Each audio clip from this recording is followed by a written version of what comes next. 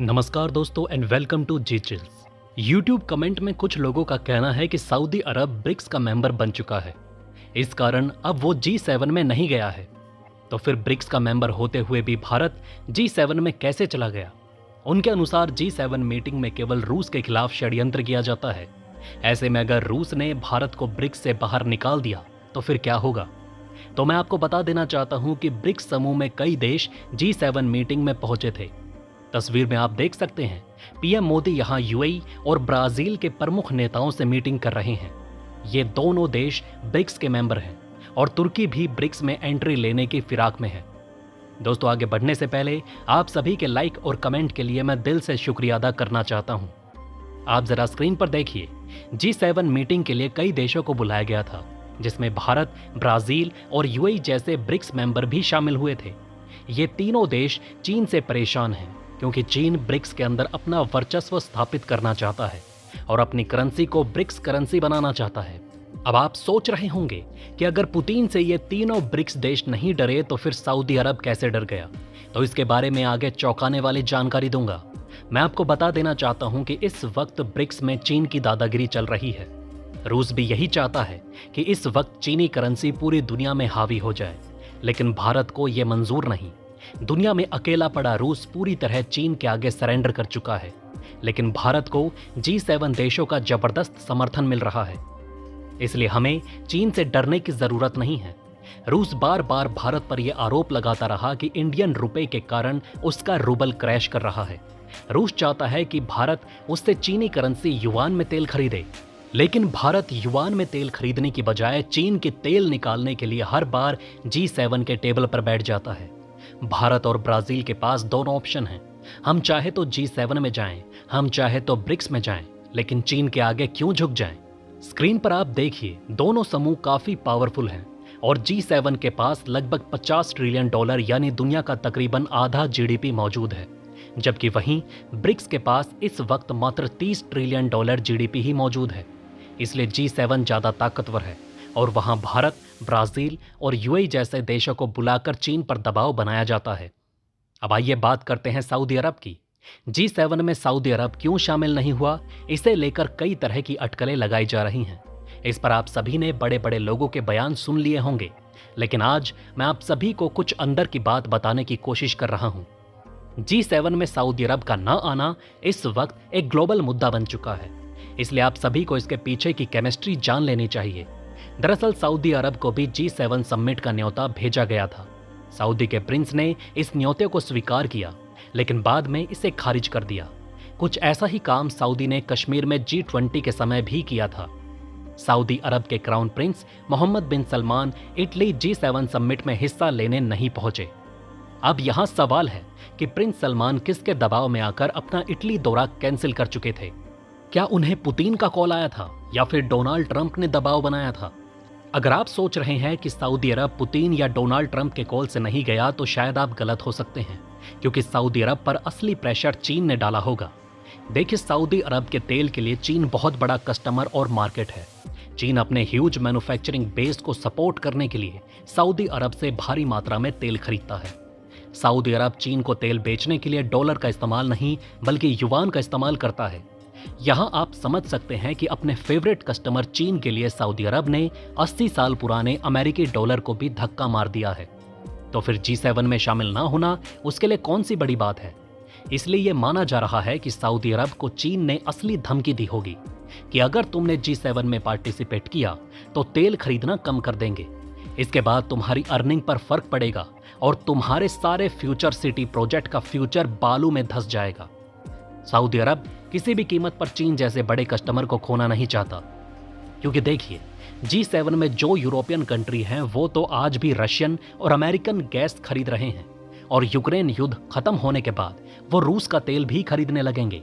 इसलिए G7 के चक्कर में सऊदी अरब अपने चीन जैसे विशाल मार्केट को खोना नहीं चाहता।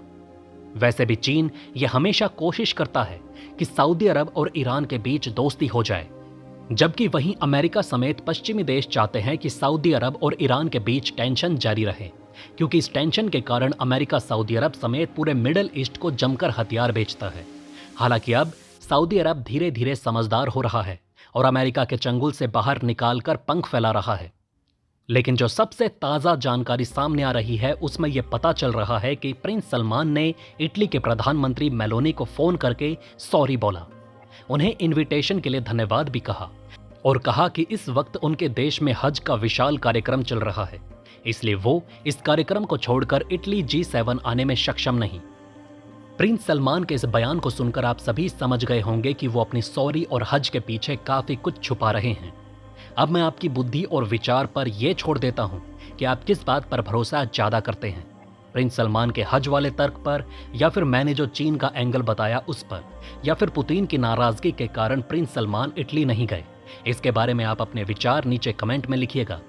वैसे मैं आपको सऊदी अरब का एक और एग्जाम्पल देना चाहूंगा। आप सभी जानते हैं कि कश्मीर मुद्दे को पाकिस्तान यूनाइटेड नेशन द्वारा सॉल्व करना चाहता है।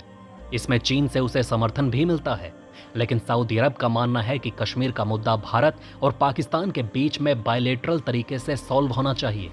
यहां पर सऊदी अरब ने सीधे तौर पर भारत का पक्ष लेते हुए पाकिस्तान को झटका दे दिया, क्योंकि भारत भी कश्मीर मुद्दे को बायलैटरल बताता है। यहां सऊदी ने पाकिस्तान को झटका इसलिए दिया क्योंकि पाकिस्तान से कई गुना बड़ा भारत का मार्केट है और भविष्य में भारत सऊदी से तेल भी खरीदेगा। लेकिन अब G20 के दौरान कश्मीर में मीटिंग रखी गई थी तो वहां चीन के प्रभाव में आकर सऊदी अरब शामिल ही नहीं हुआ था, क्योंकि कश्मीर वाले G20 मीटिंग में चीन भी शामिल नहीं हो रहा था।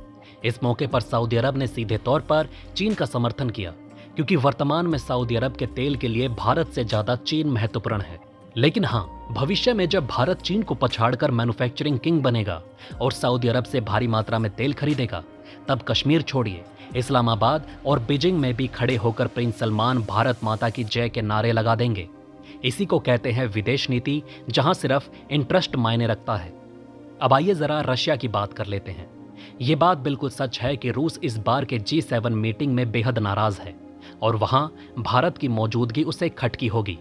यूक्रेन रूस युद्ध शुरू होने से पहले रूस के तमाम foreign asset, gold, foreign currency वगैरह बाहर के देशों में थे, लेकिन युद्ध के दौरान पश्चिमी देशों ने रूस की तमाम संपत्ति, जो कि तकरीबन $500 बिलियन की थी, उसे सीज कर दिया। G7 समिट के दौरान नेताओं ने रूस के सीज किए गए एसेट से यूक्रेन को $50 बिलियन का सस्ता लोन देने का प्रस्ताव दिया। इस प्रस्ताव पर G7 देशों ने सहमति जताई। अब आगे मेरी बात को जरा ध्यान से सुनिए। यूक्रेन को $50 अरब की मदद देने के लिए काफी क्रिएटिव तरीका बनाया गया, जिसके तहत यूक्रेन के लिए इंटरनेशनल मार्केट से $50 अरब कर्ज लिए जाएंगे और वो पैसे यूक्रेन को दिए जाएंगे। इसके बाद रूस की संपत्ति, जिसे अमेरिका और यूरोपीय देशों ने जब्त कर रखा है, उससे मिले ब्याज से कर्ज की रकम चुकाई जाएगी।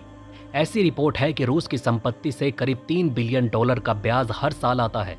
इन देशों की ओर से कहा गया कि यूक्रेन इस कर्ज से जो हथियार वगैरह खरीदना चाहता है खरीद सकता है। यूक्रेन को फिर से खड़ा करने में इस लोन का इस्तेमाल कर सकता है। लेकिन G7 के इस फैसले का रूस ने विरोध करते हुए कहा कि यह चोरी है। G7 देशों के इस प्रस्ताव पर यूक्रेन के राष्ट्रपति जेलेंस्की ने धन्यवाद देते हुए कहा कि यह समर्थन का इस्तेमाल रक्षा और पुनर्निर्माण दोनों के लिए किया जाएगा। जिस तरह से G7 देशों ने रूस की जब्त की गई संपत्तियों से यूक्रेन को लोन देने का फैसला लिया, वो दूसरे देशों में अविश्वास पैदा करने का काम जरूर करेगा। कोई भी देश दूसरे देश में जब अपनी संपत्ति को रखता है तो वो ये भरोसा करता है कि जरूरत पड़ने पर उसे अपनी संपत्ति वापस मिलेगी। लेकिन G7 देशों के इस कदम से इस विश्वास को कम करने का काम किया गया। गौर करने वाली बात यह है कि हाल ही में भारत यूके से अपना 100 टन गोल्ड वापस लेकर आ रहा है। हो सकता है कि भारत के इस कदम से पुतिन काफी खुश होंगे और अब बाकी दुनिया के देश भी जल्दी जल्दी पश्चिमी देशों से अपनी संपत्ति को बाहर निकालेंगे। तो दोस्तों, इस वीडियो में फिलहाल के लिए इतना ही। इस तरह की डेली वीडियो कंटिन्यू रखने के लिए हमें आपके समर्थन की जरूरत है। कृपया इस वीडियो को ज़्यादा से ज़्यादा शेयर करें और उम्मीद करते हैं कि आप इस वीडियो पर कम से कम 500 लाइक देंगे। आप देख रहे थे जी चिल्स, जल्द पूरे होंगे आपके सारे विल्स। धन्यवाद।